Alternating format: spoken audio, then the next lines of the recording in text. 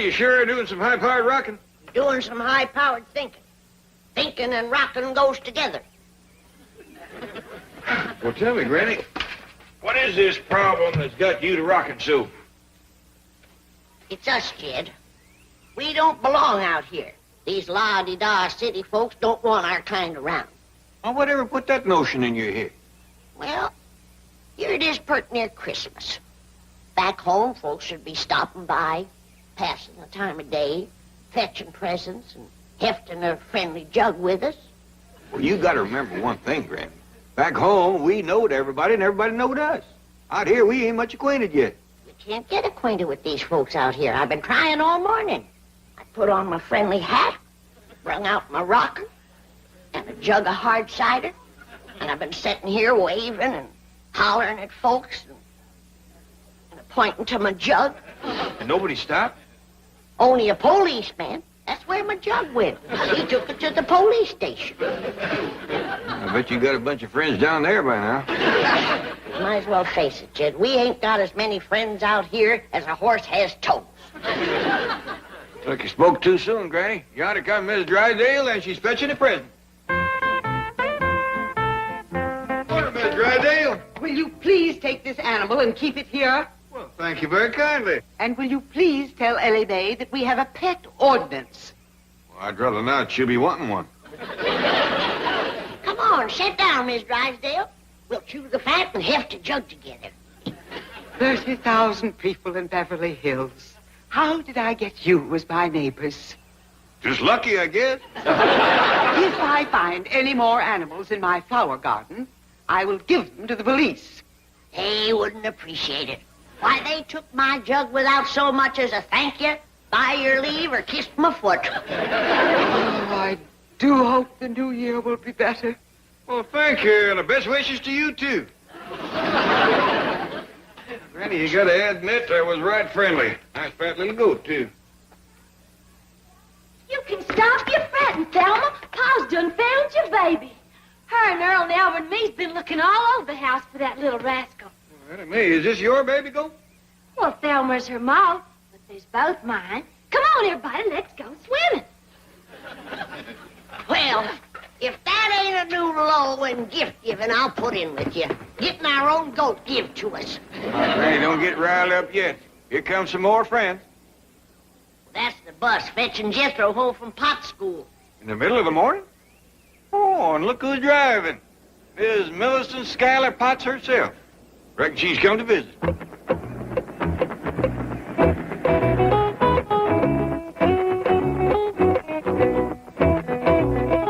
Howdy there, Miss Potts. Good morning, Mr. Clampett, Granny. I wonder if I could have a talk with you. Well, you betcha. See, Granny, she's come to visit. Granny, can I have some victuals? What'd you do with your school lunch? Oh, I ate that at recess. All right, help yourself. Yeah. Oh, bye, Miss Potts. Thanks for the ride. You want to come into the kitchen, have some grits and jowls with Jethro while we visit? No, thank you. Well, set yourself. You can have a bench, a bucket, or a rocker. No, what I have to say is quite brief. It's simply that Jethro has become my #1 problem student. Well, did you hear that, Granny? You deserve all the credit, Miss Potts. I beg your pardon. Well, when Jethro started in your school, he couldn't cipher a problem for shucks. But now he's #1. Come on into the house. We'll heft a jug on that. Really, you don't understand. Your nephew is a most disrupting influence. Well, let me put it this way. It will not be necessary for Jethro to return to school after the holidays. That's smart, is he? You done it, Miss Potts. Why, back home, he couldn't even keep up with his class. And here he is graduating ahead of everybody. No, please. I'll get the jug. No, Jethro is not graduating.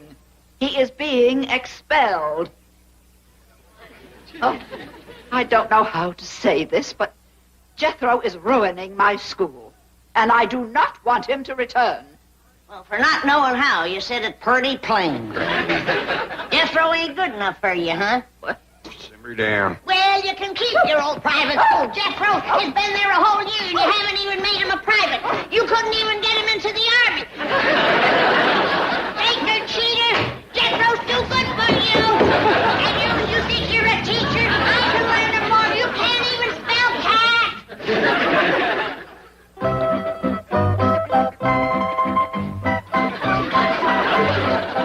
See, Herman? You just keep your feet moving like Gertrude's are doing.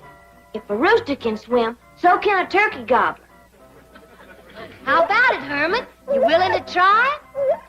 Well, let's shake hands on it. Attaboy. Come back here, you wild beast! Come here with my begonia! Mrs. Drysdale, I sure would appreciate if you wouldn't chase Thelma. It shakes her all up. Help! Get this thing off me! I'm going to call the police and have all these animals taken away. Why, they ain't done nothing. This is Beverly Hills, not a jungle. They shall all be locked up in cages. Don't do that, please. They wouldn't be happy all caged up. But I won't be happy until they are. Oh! That vicious dog is going to attack me. Get away!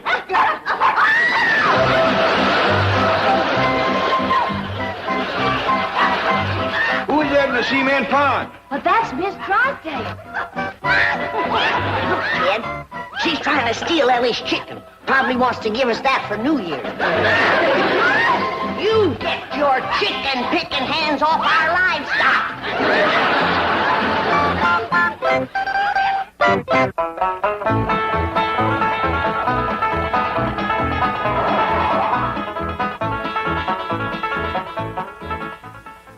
Margaret, I'm very busy. I haven't time to listen to goat stories. Stop sneezing. What pool? With your clothes on? I thought you were having some of your bridge club ladies over this afternoon. Well, stop sampling the punch. Oh, I'll call you back. Gesundheit. Aren't you about through? You haven't finished dictating. Not you. Him. Senti, se non ti stai fermo non posso fare niente. Go away. Leave me alone. So, Mr. Drysdale's our friend, is he? That didn't sound very friendly to me. Go away. We'll go away, but not until you fill these sacks with our money to tote with us. Uncle Jed's got $40 million in your bank, and we got 4 sacks. And dividing 4 into 40, that figures to $10 million in each sack. Ooh, listen to that boy Cypher. That's one thing we're going to miss about Beverly Hills. Jethro getting a fine education. What are you talking about? Where are you going? We're going back home, Mr. Drysdale. You mean for Christmas? No, ma'am, for good. What? We got to face up to the truth. We're as out of place here as 4 cobs in a cream crock. All right, young'uns, take those sacks down to where they keep our money and commence filling them up. No, wait. Listen. Come back. Oh, get out of my way. Quickly. Come with me. Now, wait right here and don't move. Measure him up for a complete vestito nuovo. Oh, sì, sì.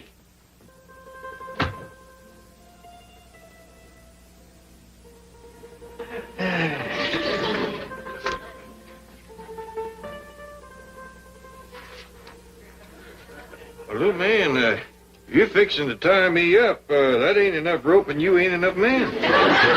Dovete stare fermo, altrimenti non posso fare niente, sa? I couldn't catch them, Chief. Well, phone down. Have them lock the outside doors. But it isn't closing time. It will be if the Clampetts withdraw their money. Aiuto, per piacere, subito. Now, if you ever get to be this big, try me again. Signor Drysdale, aiutatemi. What did you do that for? He was fixing to tie Jid up. Monkey, little feller, throw this skimpy little rope around me real brave. No, he was just measuring you for a new suit. A Christmas present for me. Oh, help me get him down. You fill my sack up for me. I got a few words to say to Mr. Drysdale before we go. Granny, this little fellow was just fixing to sew me up some clothes like you done for Mr. Drysdale here. Shame on you for doing woman's work. And bad, too. You call this sewing? Why, them clothes wouldn't hold together in a stout wind. Porca del diavolo, questo è un manicomio. Don't you sass me, little man. I'll hang you back on that hook. No, I understand. Granny, they won't give us your money. Let's get the guns off in the truck. Hey, we're gonna field the bank? Down to the last man. No, wait. Let's talk this over. Then along come Ms. Potts and expelled Jethro out of her school. I can explain everything that's happened. You can. Yes, I can. Well, how about your wife said she was going to lock up all my critters? And mean-mouthing me when I pulled her out of the pond. Oh, I can explain it. No, I have a better idea. I'll have my wife and Mrs. Potts talk to you themselves, and they can explain it. They can? They can, and they will. Oh, yes, you will. And if I refuse? If you refuse, the only thing you will find in your stocking on Christmas morning is your foot. I'm married to a bourgeois beast. You are married to a desperate banker. And now I'll reason with you, Mrs. Potts. Let me start by reminding you that I hold the mortgage on your building. So? So, how would you like to have the only private school in Beverly Hills holding classes on the sidewalk? This is blackmail. This is extortion. So? So? I'll do it. All right. Now, here's what you're going to tell Jed Clampett. So you see, Mr. Clampett, I expelled Jethro so that I could come here every evening and give him private instruction. Well, won't there be a lot of extra trouble for you, Miss Potts? Oh, nothing is too much trouble if it brings me nearer to the man who's captured my fancy. Who's that, ma'am? Oh, Mr. Clampett. Can't you guess? No, ma'am. The only men folks around here are Jethro and me. You see Jethro every day, and that only leaves...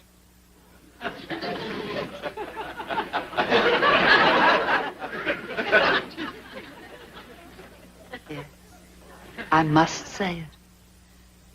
I'm forced to say it. It's you. But, you got... But you're a fine, educated, high-class, big-city school teacher. But I'm also a woman. And you're a man. Yeah, I gotta go along with you on that, but... And the kind of a man I've always been attracted to. Raw-boned, shy, clean-cut. But basically, very, very masculine. Well, doggies. Come on, dear. Milford, no, no. Oh, Margaret, yes, yes. Now, Granny is lonesome. She doesn't have any friends. Your bridge club is the answer. Granny doesn't even play bridge. But you're going to teach Granny to play bridge. Home, quickly. Oh, now, dear, now. It's not going to be as bad as all that. You'll have Mrs. Potts to help you, and Jane Hathaway, too. Even if she learns to play bridge, how could I possibly present that homespun hillbilly to my club? Miss Hathaway is taking care of that. Granny will look fine. Oh, come in, come in. Just in time to see your hostess and her beautiful new hostess gown. Granny, entrez-vous.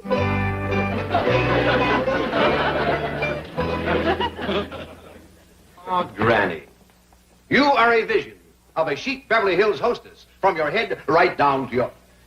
My bloomers are showing again. This thing ain't sewed together properly. Granny, those smart capris are supposed to show. But where are your beautiful pumps? Pumped up too high. I fell off of them twice. Well, your feet won't show under the bridge table. What kind of a table? Bridge.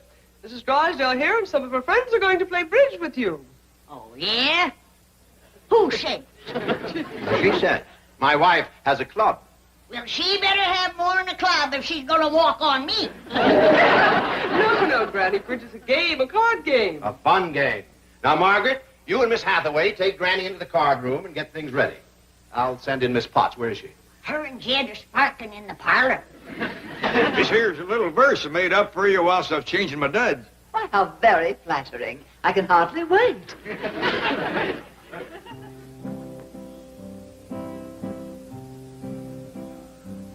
Oh, my darling, oh, my darling, oh, my darling Millie sent just to see me every evening. To such trouble you have went.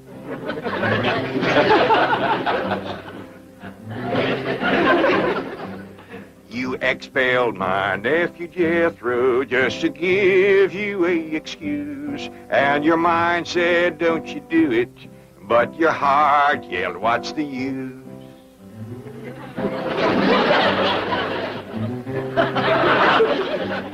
I'm a man and you're a woman. You yourself did up and say, now you got my heart to wondering, are you the moth or Ellie Mae? Oh, Mr. Drysdale. Don't let me interrupt. No, I want you to come in and hear the perfectly divine ballad that Mr. Clampett has composed just for me. Where's your wife? Well, she's going to teach Granny to play bridge. They need a fourth, so I'd better get back. No. 3 women and 1 man. Unthinkable. Now, you just stay right here and listen to Mr. Clampett's ballad.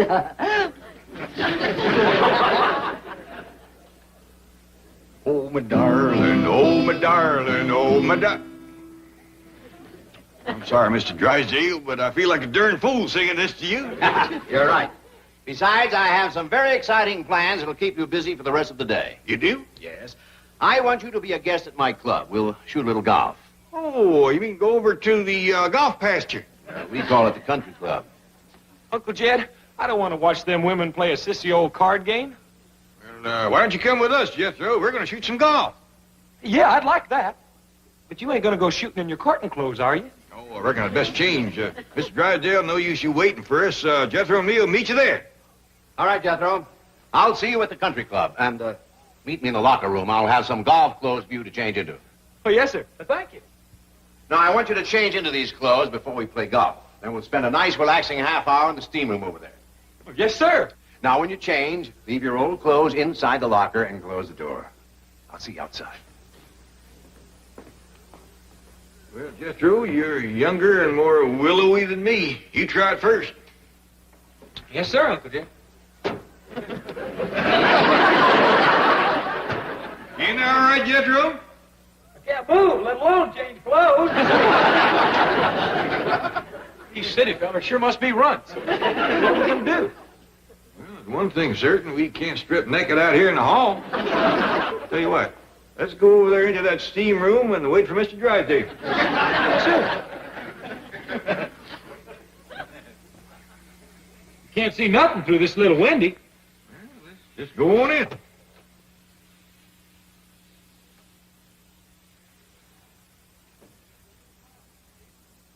Boy, Uncle Jed, sure is hot in here. Right smart humid, too. Hey, look over here. There's rows of benches going up, just like in a theater. Well, let's climb up the top, get us a good seat, wait for the show. Well,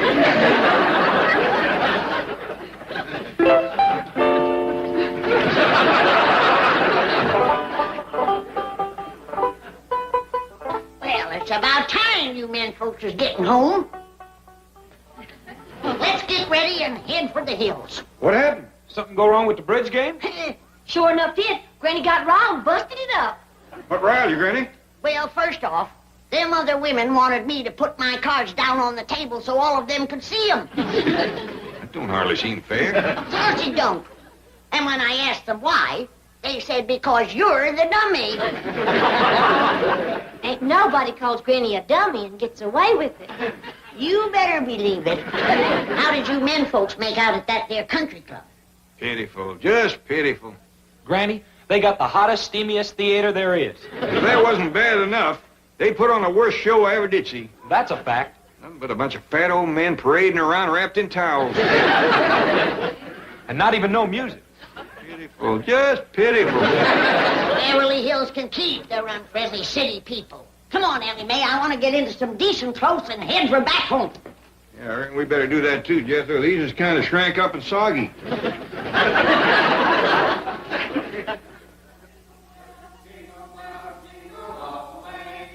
Oh, what fun it is to ride in a one-horse open sleigh. Jingle bells, jingle bells, jingle all the way. Oh, what fun it is to ride in a one-horse open sleigh. We wish you a Merry Christmas. We wish you a Merry Christmas. We wish you a Merry Christmas and a Happy New Year. We wish you a Merry Christmas. We wish you a Merry Christmas. We wish you a Merry Christmas and a Happy New Year.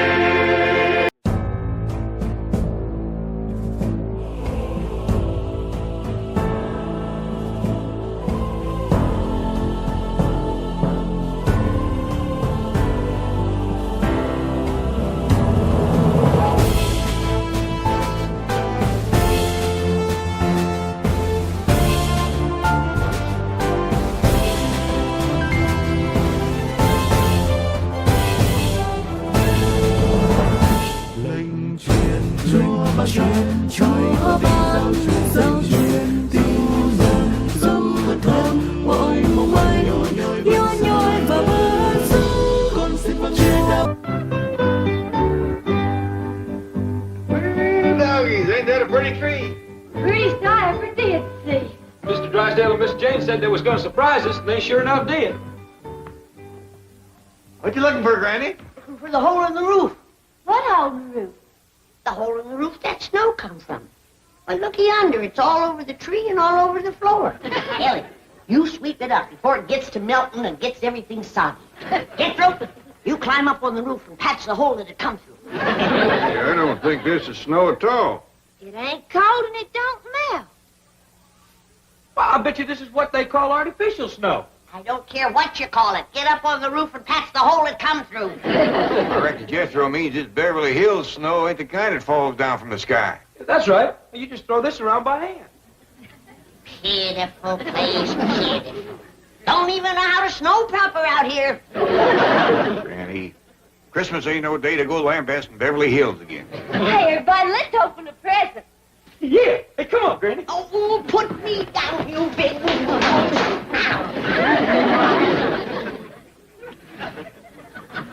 Hey, Ellie Mae, this one's to you from Miss Jane. Listen to this. To Ellie Mae, so sweet and fair. Use this gift to have dry hair. Sounds like it's gonna rain. Hey, Jethro, this one here is for you. Ellie, too. Hey, it's from Mr. and Mrs. Drysdale. What do you think's in it? One way to find out. Open it up. Look at Pa, it's a hat. Ain't that pretty? Feels like a rain hat. Yeah, this'll sure enough keep my hair dry when I'm walking in the rain. What's this hose for in the back? Well, I reckon that's to let the water drain off. Hey, Uncle Jed. Look what I got, a brand new suit of clothes. Looks like it's made out of rubber. Fella sure could keep dry in this rascal. I reckon it's for walking in the rain like Ellie's hat. I reckon these go on my feet. Be kind of awkward walking in these. I'll tell you what, Jethro. Why don't you put the whole thing on? We'll see how it looks. Hey, yes, sir, Uncle Jed. What you got there, Granny? Near as I can figure, it's one of them electric washing machines like we got out back.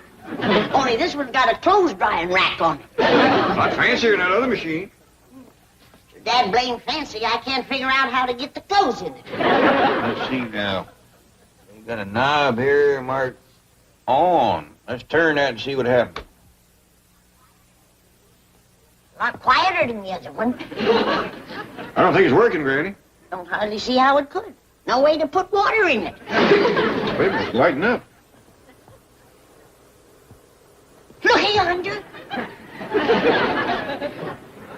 It's done got water in it. Water in it? Look at that.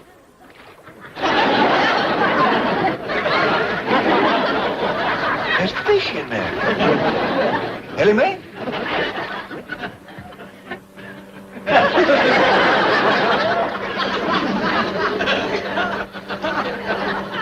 I didn't see it.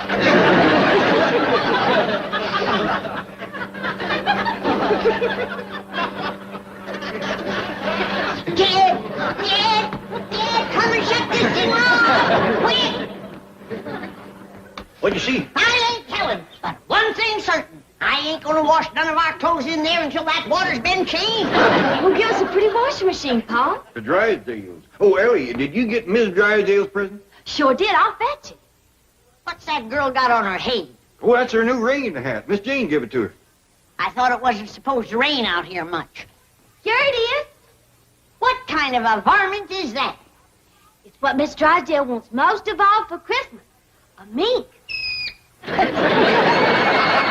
Well, Miss Drysdale especially wanted a full-length mink. Is this one fill the bill? Yes, sir, it's as long as they come. I know the answer to this, but I'm going to ask you anyway. You didn't by any chance steal this critter, did you? No, sir.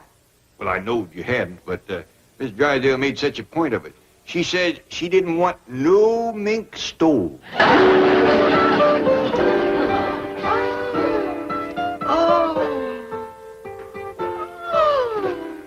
Reuben, just what I wanted most of all. A full-length mink. Oh, I'm glad you like it, dear.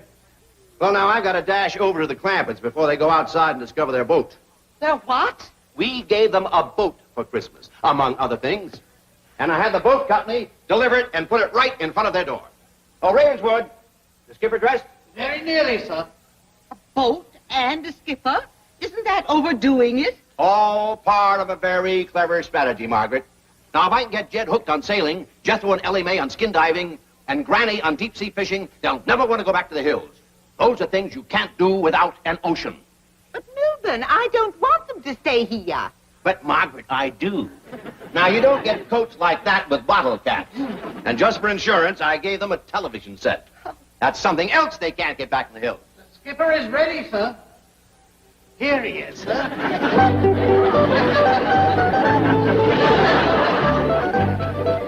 Why, it's an ape. Oh, no, it's a chimp. And Ellie Mae will be crazy about it. Oh, I hope so, sir. I would not like to add to my regular duties the daily grooming and dressing of a anthropoid. Well, let's take him next door. We'll put him on the boat, ring the doorbell, and run. Yes, sir. Madam. After you, sir.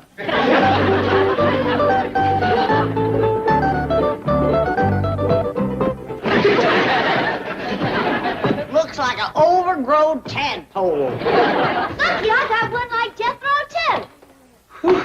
Sure is hot in this thing. Reckon it was meant to be wore mostly in the rain. How come the Drysdales are giving us so much rain stuff when it ain't supposed to rain out here? Maybe they know something we don't, Granny. Well, I'm going to get out of this thing. There goes that rascal playing that music again. I think he'd learn something new for Christmas. Yeah, I heard somebody drive off. Maybe it's that fella that plays the music. Well, we can't begrudge him taking Christmas Day off.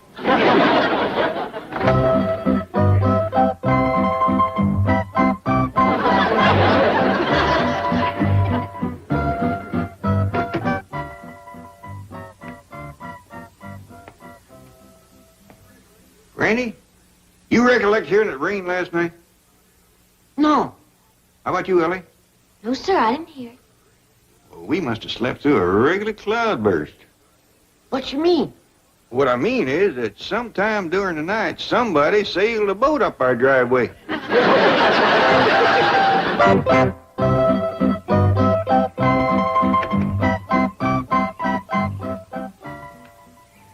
do you reckon anybody could sail a boat up here? I don't see no high water mark on the house. Well, if there wasn't no water, he must have got caught in a heap of wind. Let me fetch Jethro out here. I'm going to need help moving this thing. Yes, sir, Pa. Now, whoever done this was a mighty poor sailor. Well, Granny, maybe he was just celebrating a mite too much last evening. Let's face it, he was drunk as a skunk. I believe he's still in there.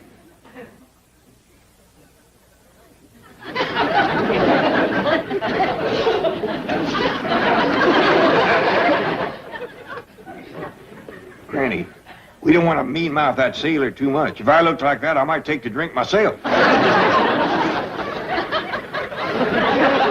Great clouds of blue gnats. That's the hairiest, ugliest sailor I ever did see. Granny, we don't want to hurt his feelings. He might have got lost at sea and hadn't had a chance to shave. Come on out, you're saved. We help you. Yeah, don't be afraid. You're on dry land now. You're among friends. He ain't coming out. Maybe he don't understand our kind of talk. Maybe he ain't American. I hope he ain't. He's no bigger than this and bow-legged to boot.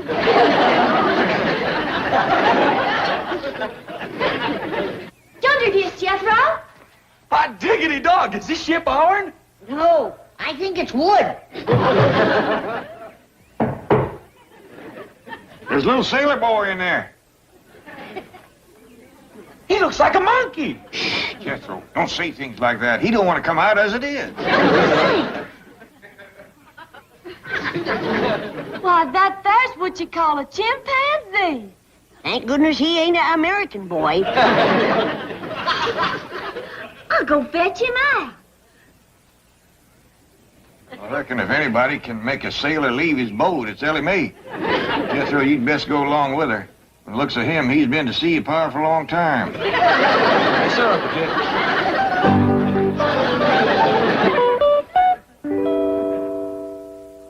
Oh, come on, Margaret, hurry up. I'm coming, Milburn. Who are we going to drop in on? The Art Linkletters? The George Burnses? The Jack Bennies? The Jed Clampetts. I refuse to go slumming on Christmas. Well, suit yourself. Oh, I understand they have a sensational gift for you. Oh? What is it? Well, who knows? With their millions, it could be the Hope Diamond. Well, it is the season of goodwill. Come along, dear.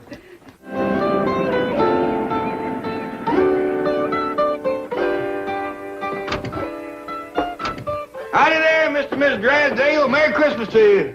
Oh, the same to you. And many, many more. I'm sorry about this boat kind of blocking the driveway here. It was sailed up there last night by a little critter called a chimpanzee. Oh, no. The chimpanzee didn't do it. He's a present for Ellie Mae. From Milburn and me, we know how fond the dear girl is of critters. Well, thank you very much. I had the boat put there, Mr. Clampett. It's a gift for you. From Milburn and me, we know how fond you are of outdoorsy things. Yes. Oh, by the way, you'll find a trailer for the boat in your garage. Trailer? From Milburn and me, we know how fond Margaret, you are. it has wheels. You can put the boat on it and haul it any place you'd like to go. Well, we sure are obliged for all the nice things you give us. We got a mighty nice present for you, too, Miss Drysdale. How big? I mean, how nice. Well, speaking of size, Ellie Mae says it's the biggest there is. Oh, you shouldn't have done it. We shouldn't? Well, we could always take it back. Oh, no. That was just an expression like diamonds are a girl's best friend. Margaret, why don't you go on in? There are some features of the boat I'd like to point out to Mr. Clampett. Yes, dear. See you later. Diamonds are a girl's best friend.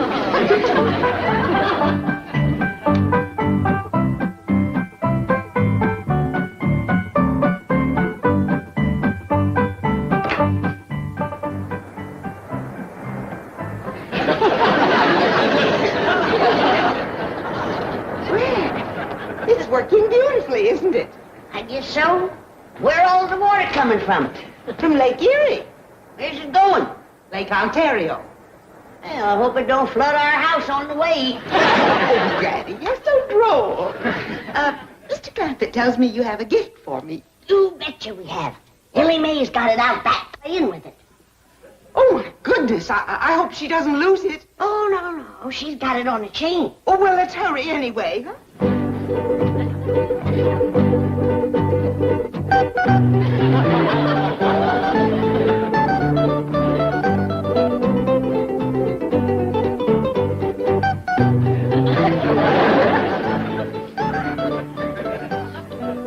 All right. You beat me eating bananas. But you gotta admit, I whooped you eating grits. And I bet you I can beat you drinking milk, too.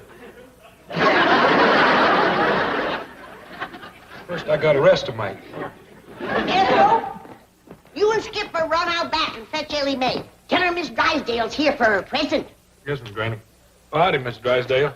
Hello, Jethro, dear boy. Hello, little sailor. He don't talk American. No, ma'am, he's a chimpanzee. Come on, Skipper.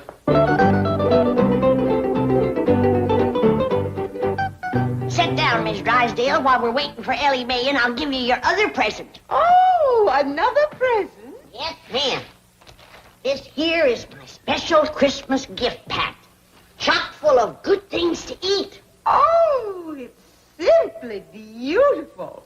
What are these divine-looking morsels? Well, up here we have deviled hawk eggs, pickled crow gizzards, possum sausages, candied catfish, and over here we have some larrapin' good little teensy owl burgers. Please, no more. Got your mouth to watering, huh? Well, help yourself. It's Christmas. Miss Drysdale, I'm awful sorry, but I lost your present. Oh, no. Yes, ma'am. I was playing with it by the cement pond, and the chain broke, and it got away, and I just can't find it. This is terrible. This is tragic. Oh. Awful sorry, Granny. Oh, don't worry, Ellie. I'll make it up to her. I'll give her 2 of my special Christmas gift packs.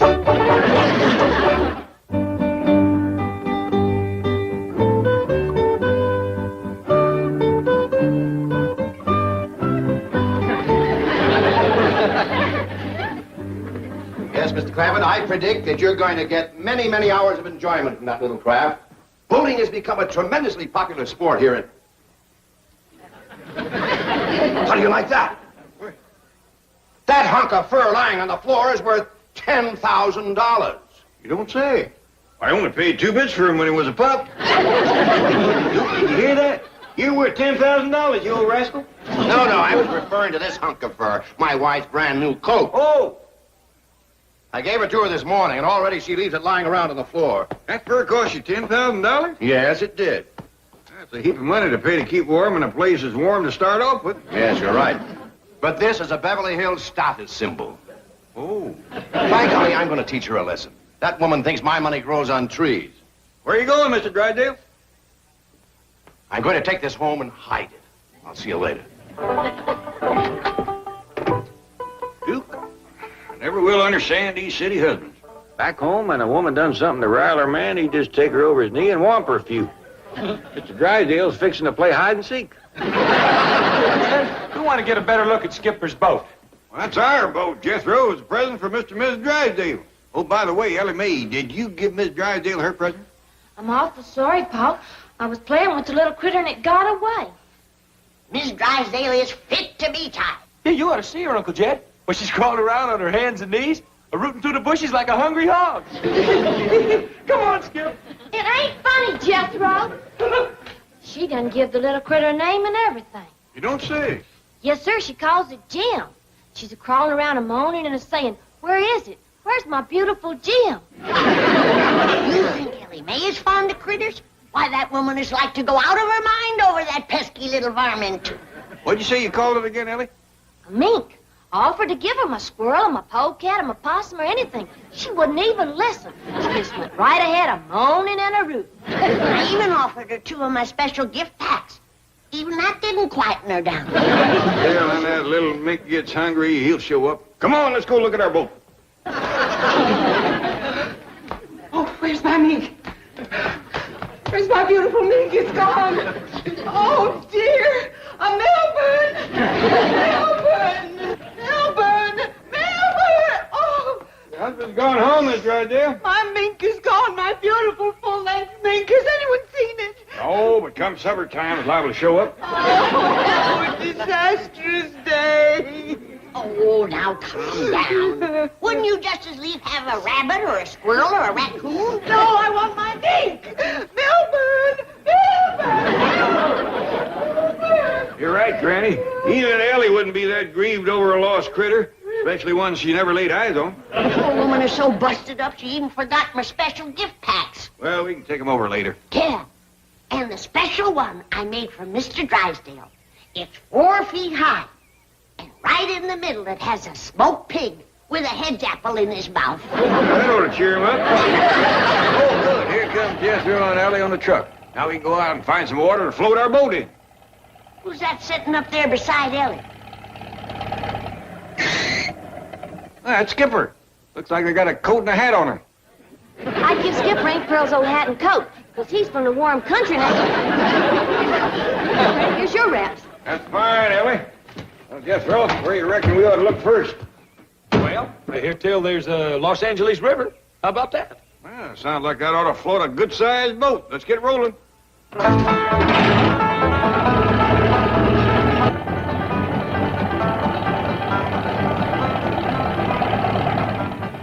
Hey, Uncle Jim, yonder is a boat.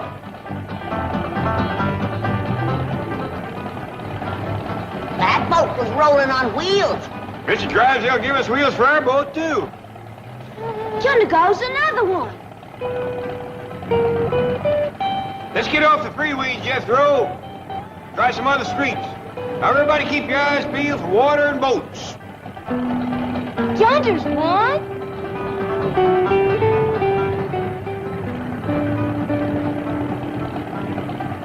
There's a whole lot full. On wheels, too.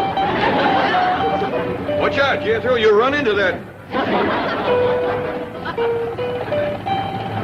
Uncle Jed. My doggies, they's all on wheels. Well, that was a dandy ride. I know now why Mr. Drysdale gives us them wheels for our boat. There's not enough water in this place to boil an egg, let alone float a boat.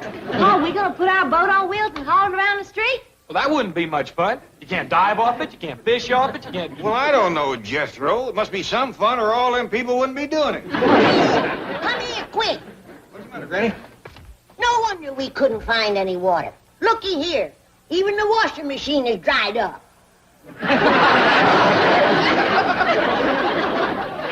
Well, it's been a dry Christmas, but a right merry one.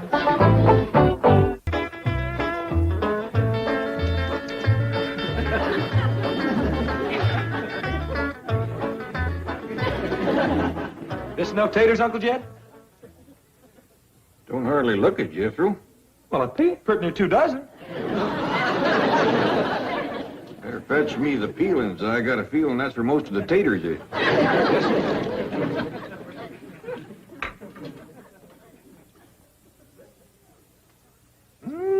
Doggies. How's it taste, Uncle Jed? Pitiful. Maybe them peelings will help. Dump them in.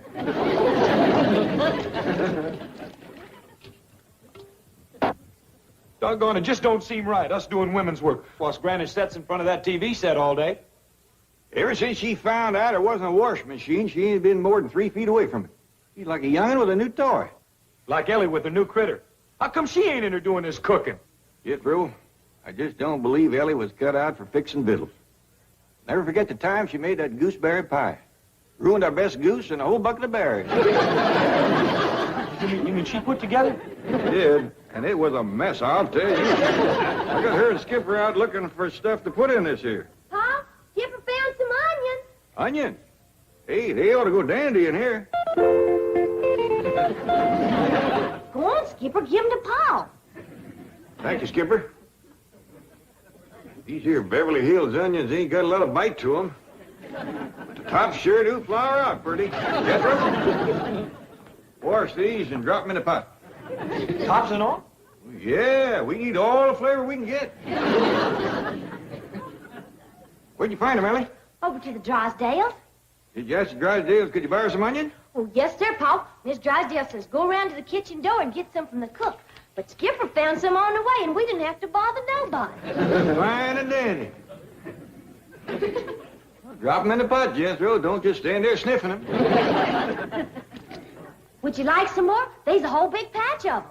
A few more might help, Ellie. That stew ain't got too much going for it. Come on, Skipper. Let's go pull up some more onions. How's it going, boy?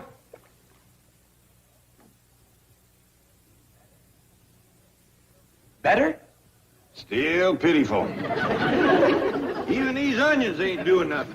You just got to get Granny to help us. You ain't gonna pry her loose from that TV set now. This is the time her favorite is on. You mean that big strapping cowboy star? That's right. Marshal Quirt Manley, 2-gun tamer of the Wild West. Look out, Quirt!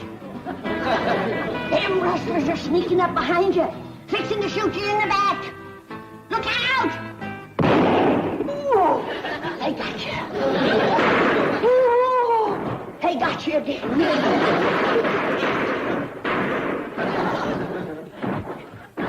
Oh, you're done for now, Quirt. That's it, you dirty coward! Right off and leave him with a back full of bullets!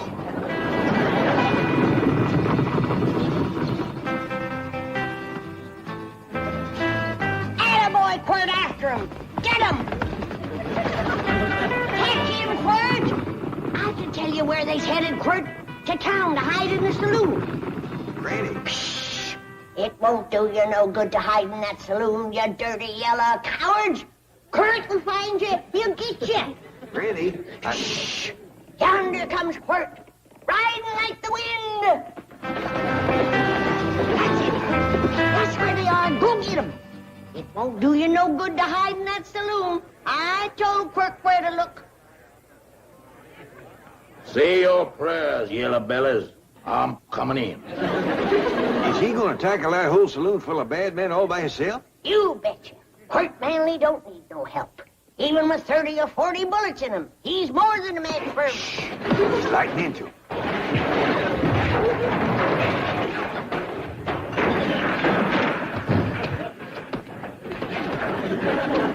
See, Jed? I told you he didn't need no help. Look at them run, the yellow bellies. He's right smart of a man, all right. Old Quirt chased them clean out of town. Next time, I won't go so easy on you. Yes, sir, Granny. He sure is a rip-snorting fighter, old Quirt. Oh, look at yonder. Now he's fixing to wrestle his horse. No, Jed. After a fight, he always hugs old Silver Trigger. And then he rides off into the sunset. See? Here they go. Fine figure of a man. Sits tall in the saddle. Well, don't he have no sweetheart like Hoot Gibson always had? No. Ain't no girl good enough for Quirt Manley. He only loves his horse and his dog. Him and Ellie sure hit it off. Both of them being fond of critters and neither one of them having a sweetheart. Yonder goes the man for Ellie Mae. If he can tame the whole Wild West, I reckon he can tame one wild girl. Leastwise, he'd have a fighting chance. Whereabouts would a fella go to find old Quirt? Off into the sunset, I reckon. That's where they always go. Mighty big place to commence looking. Sorry, Skipper, but you must not uproot Mrs. Drysdale's prize, Bulbocodium vernum. That's the botanical term for daffodil. Now, if you're a good boy, if you're a good boy, Jane has a reward for you. A genuine Quirt Manley cowboy outfit. Bet you like it.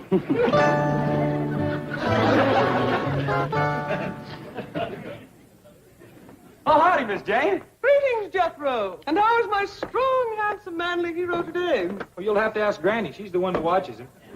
Watches who? Quirt Manley. Oh, you thought I was referring to the television star. Oh, I know you're hungry, Skipper. So am I, but this stew ain't nearly ready yet. Stew? Jethro, what are you putting in there? Everything I can lay my hands on. Why, it ain't got no flavor at all. Oh, no, Jethro. Not tea. Oh, you poor dear boy. You need a woman to do this kind of work for you. That's a fact. You can say that again. There happens to be such a woman available. I know, but I don't stand much chance with her. Would you like her to take over right now and prepare you a delicious meal? I sure would. Then drop to your knees, my handsome one, and ask me the question that is in your heart. Please, will you go get Granny? Yes! My answer is Granny! Jethro, get up off that floor and stir the stew. Miss Jane, will you stay and have victuals with us, such as they is? Oh, well, yes, but why not let me do... Hey, Skipper! Come on, Skipper, let's swing through the tree. Ellie, what are you doing? We's playing ace. Look here.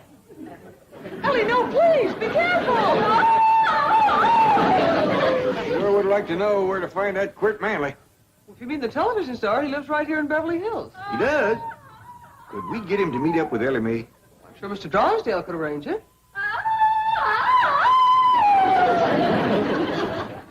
I sure wish he'd hurry. That little monkey's liable to get himself hurt.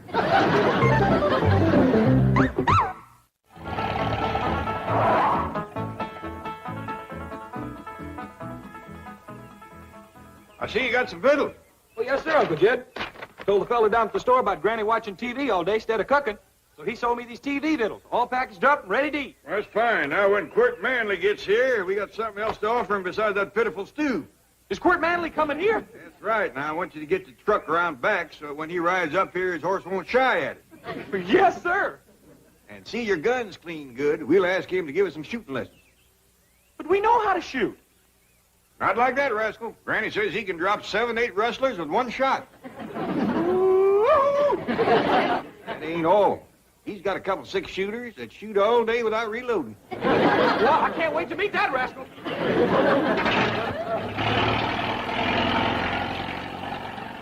Granny, Mr. Clampett, Quirt Manley just turned into your driveway. Quirt Manley! Yes, I knew Mr. Drysdale could arrange it.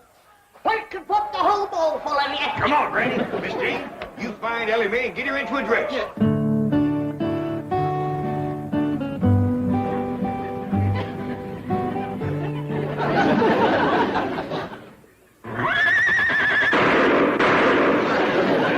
That's Quirt, all right. I'd no silver triggers in any place. What about them 2 gunshots? Brace yourself, kid. We're liable to find 30 or 40 rustlers laying out front.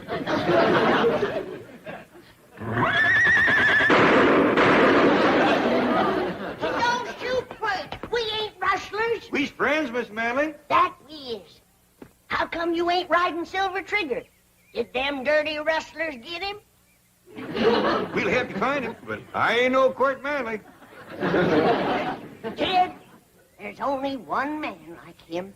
Why, he's the biggest, the bravest, the fightingest, the strongest, the hard-ridingest, and the straight-shootingest man alive. Are you people putting me on? Who said that? Somebody back here? Is that you spoke, Mr. Manley? Oh, yeah. Well, sure it was. I got a sore throat. Sometimes the voice just sneaks out that way. Come on in, Quirt. I'll doctor you. Ain't got the time, ma'am. Ain't got the time. Still, I'll autograph a couple of pictures for you before I go.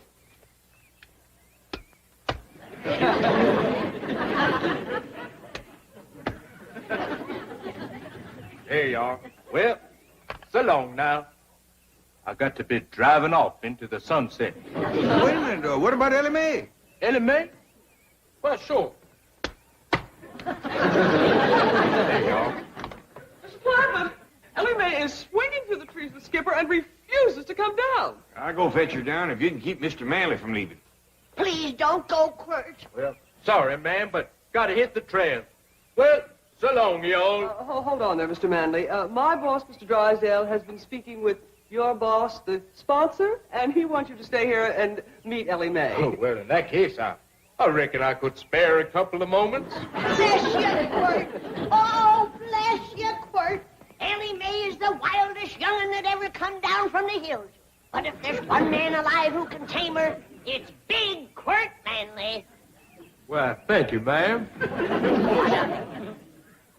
Thank you. I wish I was 10 years younger. I tell you right now, I'd give that Ellie Mae a run for her money. I always was partial to tall men.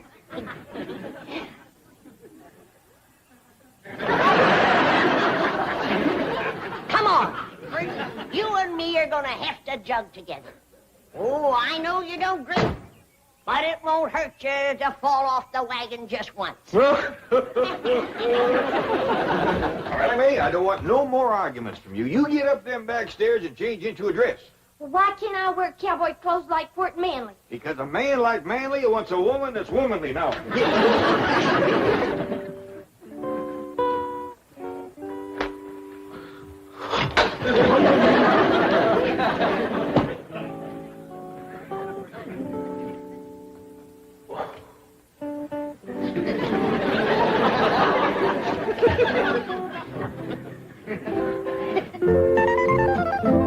Lovely, Ellie Mae. Simply lovely. Here. I'll go the back way and get your father. Yonder he sits. That's him, with the broad shoulders and hat. Sits tall in the chair, don't he?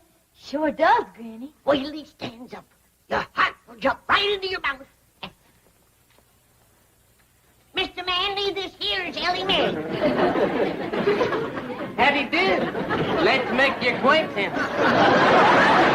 Dad! whilst we were out. Look, look! We gotta catch him, Granny. They done run off with the best part of it.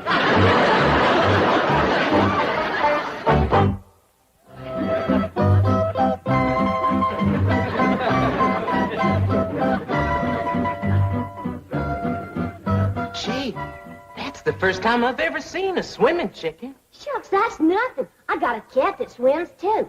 And a rooster that plays dead, a dog that climbs trees, and a turkey that shakes hands. My goodness, I just love animals like these. That is, the little ones. Big animals like horses kind of scare me.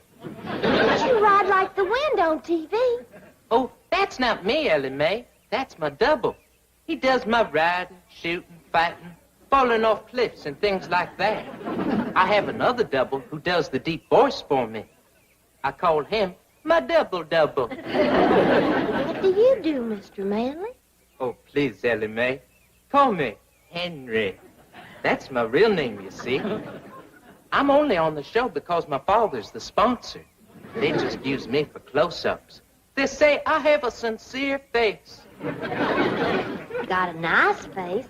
I like it. Oh, thank you, Ellie Mae. I like your face, too. And now that I come to think of it, I like the rest of you. Did you notice that rhymed? Yeah. Well, that's what I really like to do. Make up poems for girls like you. Well, there goes another one right there. They just pop out of me at times. Would you like me to make up a poem about a raccoon? I sure would, and Elmer would, too. Very well. I like the raccoon because he is so filled with goodness and generosity. Well, look how he gives us his skin for use on our garments and other apparel. In addition, raccoons act natural and don't put on airs, as do skunks and old turnips. Get up, Granny. Someone here to see you. Well, I don't want to see him. He reminds me of Pert Manley. Oh, he's a heap more of a man. Handles a gun a heap better, too. He's the one that ought to be on TV.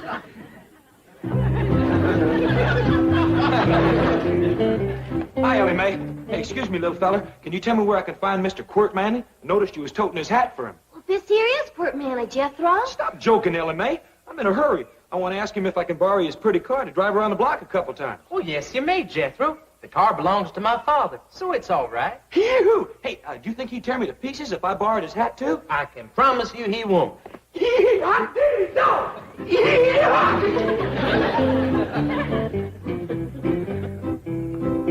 Mr. Manley, can I have a word with you, please? I know what you're going to say, Mr. Clampett, and I don't blame you for wanting to shoot me.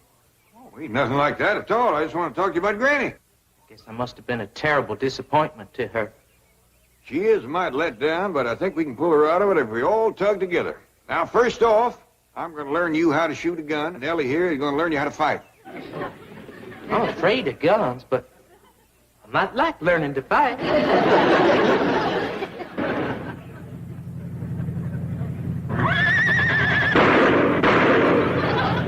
Ma'am, you hadn't ought to jumped in the car like that, especially with me going pretty near 30 miles an hour. I'd do anything to sit next to Quirt Manley. But my name ain't Quirt Manley. Don't think you can fool me. I've seen you on television. And I've dreamed of the day when I could get close enough to throw my arms around you and kiss you. My darling Quirt. But honest, ma'am, my name is... Your name is what? My name is Kurt Manley.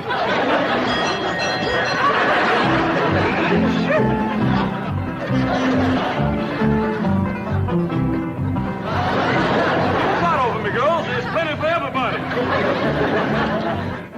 I tell you, Granny, that little feller is a crack shot.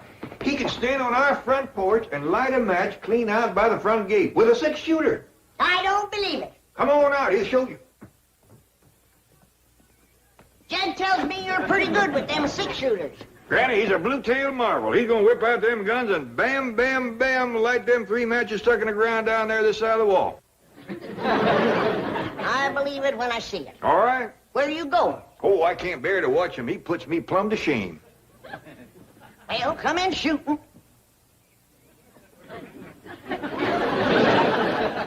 You count to 3, and I'll draw and fire. 1, 2, 3. Well, I gotta admit, that's pretty good. Why, you ain't even drawed your guns, you little faker, you!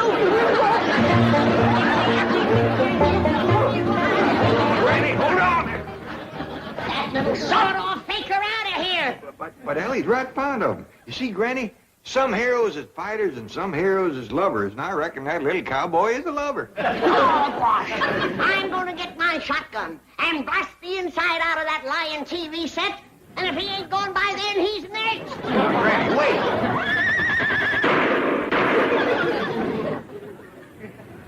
Hey, look at there! Look at what I got! Jethro, where'd you get all these girls? Well, they think I'm a rich TV star. Say, if you girls caught my money, I'll show you how you can divide up that whole roll. He's a little cowboy inside there. All you gotta do is go in there and make a big fuss over him and take on about how cute he is. Will you do it? Sure.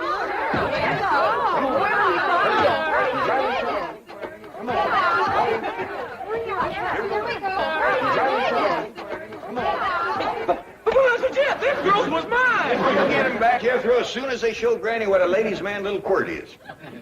The house is swarming with girls. Yeah, you see who this all crazy about? You betcha. He's a real star, that little feller.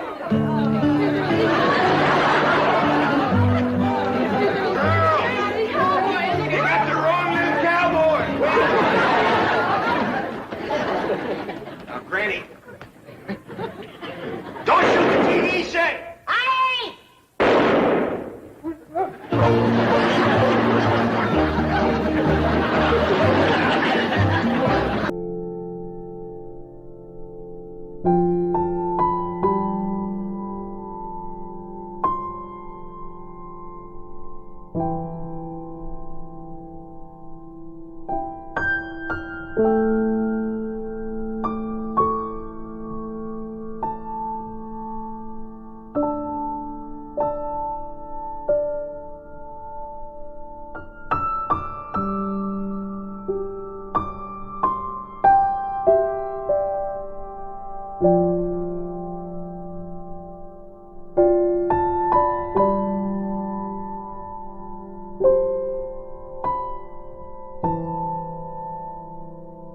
I just throw this stick out yonder. You pick it up and fetch it back. Okay? Or we'll do it again. Go on, boy. Get it. Fetch it, too. Fetch it, fetch it. All right, I'll show you. Just once more now.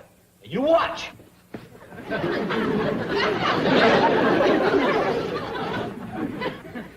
Catch on, Duke? Catch on, boy? Do it once more. Fetch it, Duke. Get it. Come on. Get it.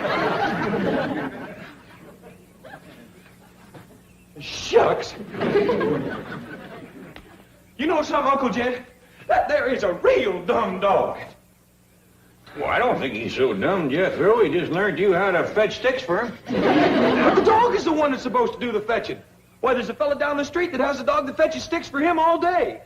Well, next time you want some sticks fetched, go down the street and let that dog fetch them. He just don't care nothing about it. Top bottle top. Ted, do you want some victuals today? I do, Granny. I've worked up a right smart appetite fetching sticks for old Duke. Ted, that's the trouble around here. The critters are taking over.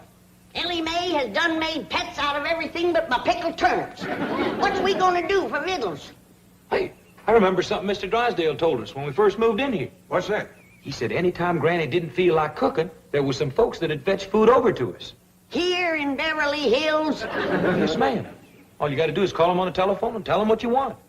Well, doggies. That's mighty neighborly. You recall her name, Jethro? Let's see. Cater. We call her first name? It's a woman. Beverly. Beverly Caterer? Must be a widow woman. They's the best cook, Ted. They have more time. Well, let's call up the widow and see what she's got cooking today. Now, just a minute, Jed. I want it made clear that I'm going to do something for her in return. Oh, naturally. We don't take charity. Come on, Duke. Let's try it again. Oh, howdy, Miss Operator. This here is Jed Clampett. Well, I'm wanting to call a widow caterer. Beverly's a Christian name. I don't rightly know what her late husband was called. Anyway, she's the one that cooks the food and takes it around to folks. Yes, ma'am, that's it. Beverly Caterer. Oh, caterers, is it? More than one. Looks like the widow's got some young'uns to help her. That's good, Jed. Most times they leave home. Just when you... Well, thank you, ma'am. What was that you saying, Granny? I was saying that most times the young'uns leave home. Just about the time that you're... Well, howdy to you, Miss Beverly Caterer. This here is Jed Clampett. Sounds like a right friendly woman. Howdy, Beverly. This here's Granny. I'm a widow myself. And I was just saying to Jed, it's nice when the young'uns stay home to help you. So many times they leave, just when you need them most. I'll let you women folks talk about the victuals, but first I just want to say if you ever need a fence mended or a well dug or any heavy work at all, you just call on Jethro and me. Now, here's Granny. Beverly, what you got on the back of the stove this morning? I don't want to put you to no extra trouble. Huh? Well, me, I'm partial to baked possum, but we'll take jowls or fatback or sow belly. Any kind of meat will pleasure us considerable. What's that? Bunch of nuts. Well, you can send them along. I'll tell you right now, the critters will get the bulk of them. Now tell me something we can do for you, honey. Do what?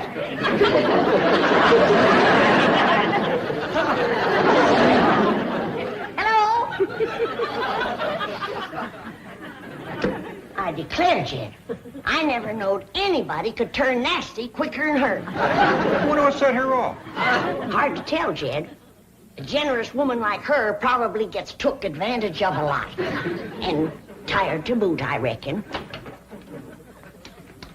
Uncle Jed, I can't learn this dumb old dog to fetch his stick. Well, Duke ain't a bunch of wasted time chasing a piece of wood. He's a hunting dog. Well, can I take him hunting then? I'd like to see him chase something. Praise be. That's an idea that might put some fresh meat on our table. All right, boy. It makes more sense than fetching the stick, especially the Duke. You want to come along, Granny? No, I better stay here and guard my kitchen. Okay. Come on, Duke. Let's get the guns. Guard your kitchen against who, Granny? Against Ellie's critters, that's who. They's beginning to take over. Why, I can't hardly... That little rascal learned to open the icebox. Them's the last of my pickled pawpaws. Oh, gee, thank goodness you're back. I didn't want to disturb you at the meeting, but your wife has been calling frantically. Oh, that woman gets hysterical over nothing. What's it now? Well, it seems there's a kangaroo in your backyard. You see, the slightest little... What? What? A kangaroo? Where did it come from? Australia. That's the only continent where... Oh, I know that. How did it get in my backyard? Well, your wife was rather incoherent, but Ravenswood said it's from the Second National Bank of Melbourne. Second National Bank. Oh, that's where Gene Sandbloom was transferred to from... That explains his Christmas card. May I share the humor of the situation, Chief? Well, I sent him an alligator wallet, so he said he was going to send me a kangaroo pouch. Kangaroo pouch? On the hop, as it were. Mr. Sandbloom does have a sense of humor. Yes, we'll have the zoo pick it up. I'll call Margaret. Mr. Drysdale's office? Oh, Ravenswood. Uh-huh. Mm-hmm. Good, I'll tell Mr. Drysdale. Oh, and don't worry about the kangaroo. The zoo will take care of it. Right. Cheerio. Ravenswood has your wife under sedation, and she's resting comfortably. Oh, good.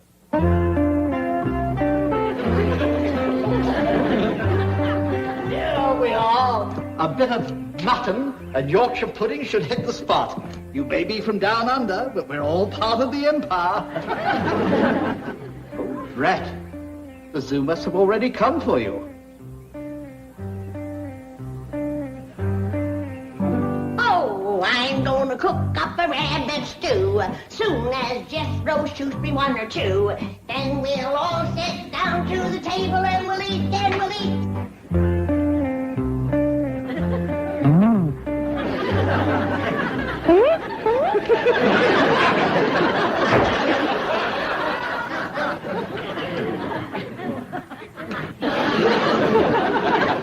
How's it going, Granny?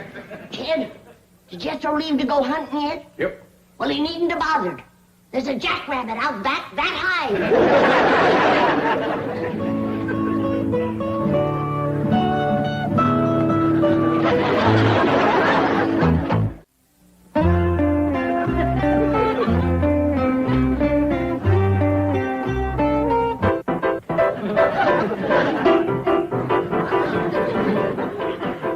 Now, you hold on, Jed Clampett.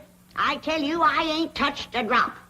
And there is a giant jackrabbit out in our backyard, and it is this high. Granny, you and me has seen some good-sized jacks in our day, but not 5 foot tall. Kid, there's a lot of things we never seen back home that we are seeing out here. And that's one of them. A piano playing, icebox opener, paw Filford 8. All right, Granny. I'll go take a look at your jackrabbit.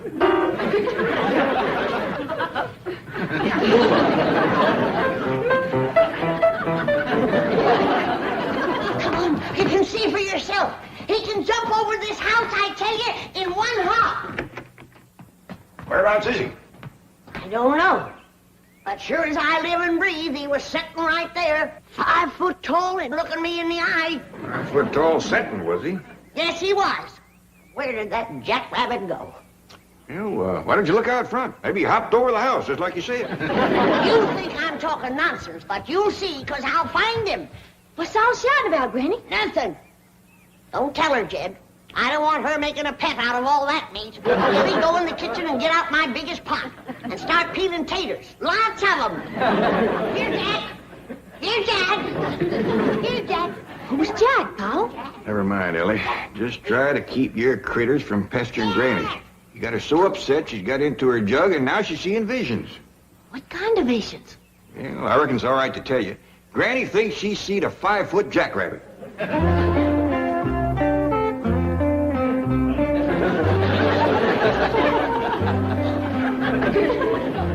Howdy, Mr. Jackrabbit. The weather's turned off real nice, ain't it? There's some mighty fine clover out there on the lawn if you want to fatten up. I mean, if you're hungry. Don't you go away. There's somebody I want you to meet. I'll be right back. Jed, come a running. I found him. Come quick.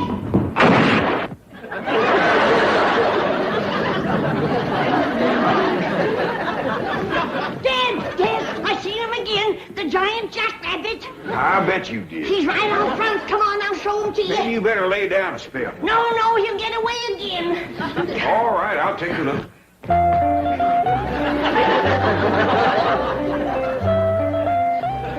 You see him, Jed? I lost my glasses. But he must be out there somewhere. Well, yeah, I see him. Is he out on the lawn eating clover? Great big old pink jackrabbit. Pink! Now, don't get upset. There's other colors, too. There's a blue one. There's a green one. Here comes one with purple polka dots. Oh, I wish I could see him. What's that you say, Mr. Jackrabbit? All right, I'll tell her. He says he thinks you ought to go in and lay down. Yeah, I think I better had Jed. Howdy, Miss Jane. Jethro! And you've got a wonderful surprise. But why do you look so worried, noble beast? Because I can't find no good hunting place, that's why.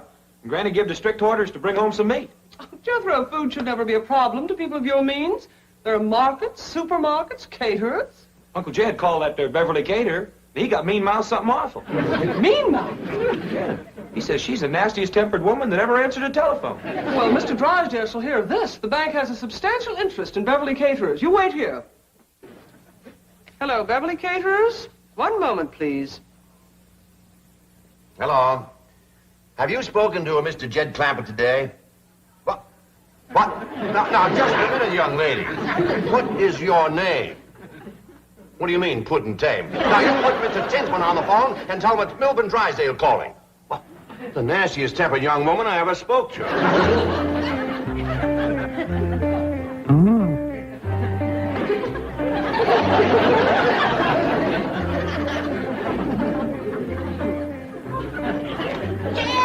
Jed, come quick.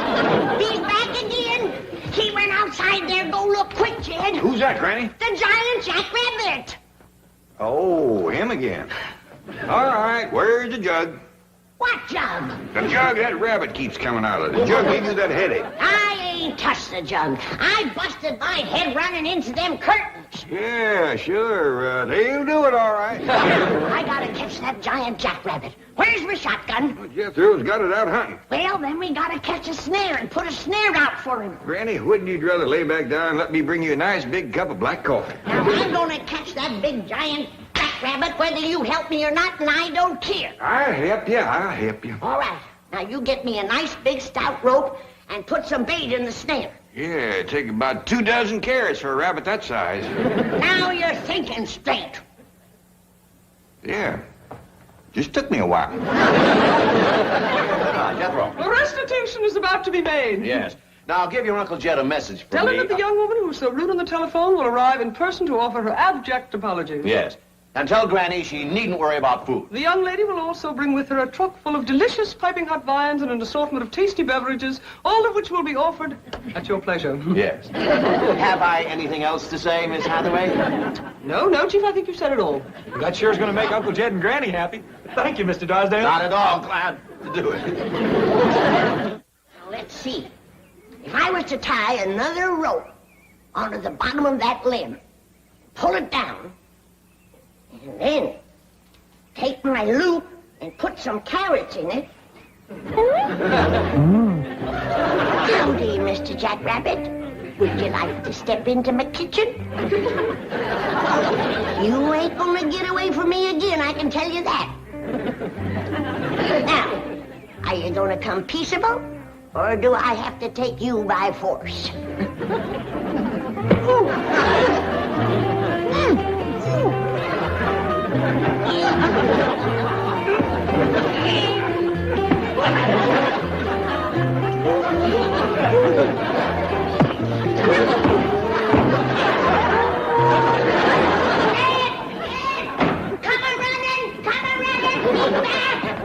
Quieten down, Granny. What's the matter now? The giant jackrabbit. I had him cornered, but he fist-fought me. Fist fought you. Yes, he did. Now you go outside and belt him upside the jaw.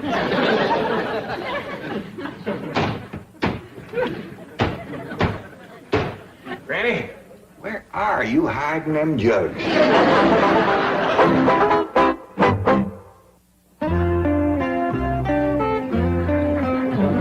Oh, I'm gonna cook up a rabbit stew, and one giant rabbit will more than do. Hey, Granny, you don't have to do no cooking. Like I said, that there Beverly Cater is going to bring over a whole truckload of viands and beverages. I ain't depending on nobody with a temper as bad as hers. Besides, I don't need her viands. For the next couple of weeks, we're gonna be eating high on the rabbit. Well, where'd you get all the rabbits? One rabbit, Jethro. One rabbit? He must be a whopper. Remember those big mountain jacks we used to see back home? Yeah? I seen me a jackrabbit that could put a pair of them in his pocket. In his pocket? Sure. He stands 5 feet tall and he has a pocket, right? You don't believe me, do you? Oh, yes, I do, Granny. No, you don't. Oh, Granny, I sure I do. No, you don't. All right, I don't believe you. How dare you call me a liar?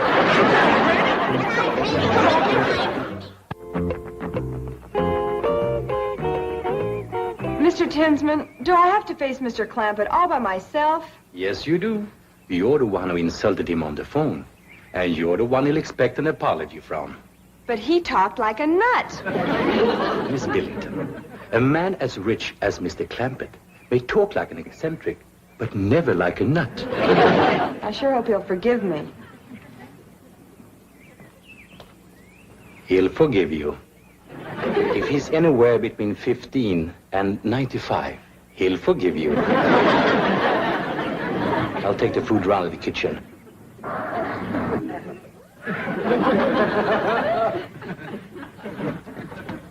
Is Mr. Clampett at home? I'm Jed Clampett. Come right in. This little fella don't say much, but he's right smart. Mr. Clampett, I'm here to apologize about the way I spoke to you on the telephone earlier today. Oh, you're, Beverly Caterers. Yes, sir. Oh, you're a deal younger than I figured. He prettier, too. Thank you. I'm awfully sorry about losing my temper when you called. Oh, now, I understand. Woman works hard all day cooking and doing for others. Young'un's hanging on her apron, and she gets a mite waspish. And you not having a husband to help. Yes, that's right. I don't have a husband. How many young'uns you got? Young'uns? Helping you with the cooking and fetching over to your place. Oh, help. Well, let's see. 7. 7? Well, you must be from our part of the country. Got started young, didn't you? Well, come on. Granny be wanting to meet you. She's out in the kitchen.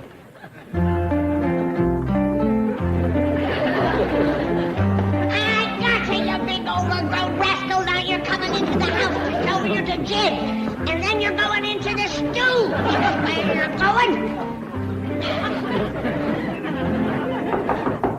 Oh, that's Mr. Tinsman at the back door. He's my boss.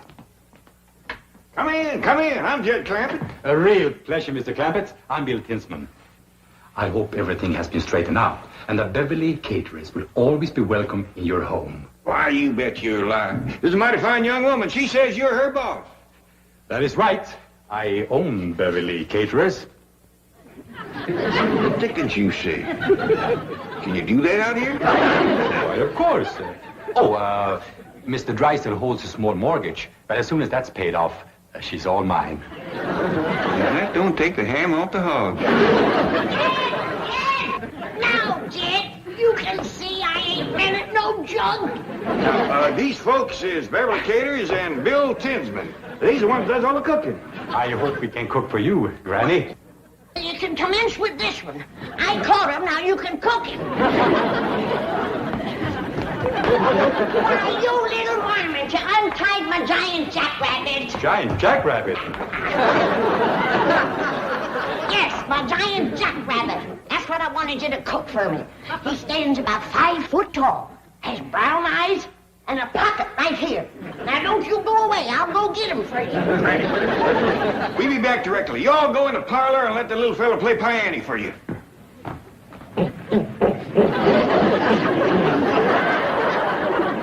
You say eccentric? I still say nuts. I say you're right. Let's get out of here. I can't understand it. He was free. Why should he return? Something must have frightened him. I'll say, if he prefers this crate to freedom. Yes, but what could it have been? Hello, over there. Yes, Granny, what is it? You see anything of a jackrabbit? No, we haven't. You won't find any jackrabbits in Beverly Hills, Granny. I'll telephone the zoo, sir. I say there's a giant jackrabbit around here someplace, and I'm going to find him if it's the last thing I ever do. Sure you are, Granny. Now, come in, lay down, and I'm going to get that nice Beverly Caterers to make a poultice for your head. Granny, you caught some in your snire. See, Jed wanted to tell you. What'd she catch, Ellie? Jethro! Hey, Uncle Jed, cut me down! Uncle Jed, they cut me down! I am Jed!